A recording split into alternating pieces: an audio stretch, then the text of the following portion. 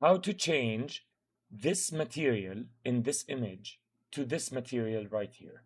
So I've changed it from bricks to concrete with just some prompting. So let's explore together how powerful this is. So I'll refresh Flux context and sorry, and I will navigate to where I've got the image, and I'll drag and drop my image here, and I will ask for change the bricks into gray precast concrete.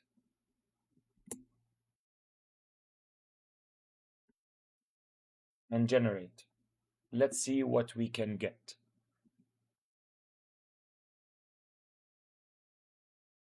Perfect. So we've changed the entire material of the whole image with just one prompt and maybe 5 seconds.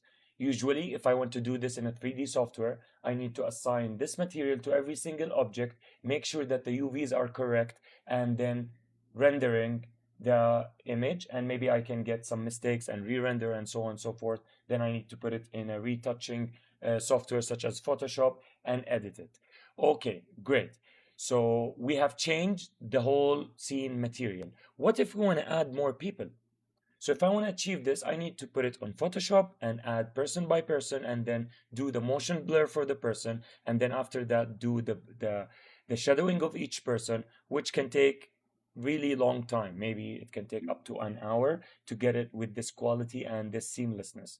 With our tool now, AI tools, especially Flux, we can achieve this. So what I will do is I will remove this image because I want to update this one now. I'll put this one and I will prompt for make it busy with people walking, add motion blur to them so they don't look unrealistic, because motion blur in AI is your best friend whenever you want to add people. It can add really sharp people, but then you have to enhance them a couple of times to get them with the correct faces. But when you do the motion blur, it kind of helps the AI to generate a realistic one. So I will create now and see what Flux will give me, adding people and adding motion blur to them. And for the result, there you guys go. I love it. I literally love it, guys. We'll download it and see how's the image.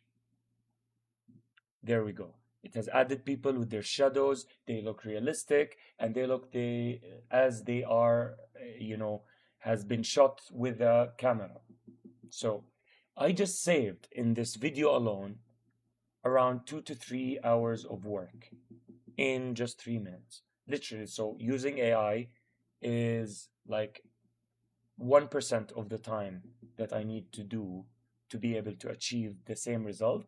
And maybe sometimes AI can give us even better results than the one that we get. Of course, if we are professional 3D renderers and 3D modelers, we can achieve amazing results.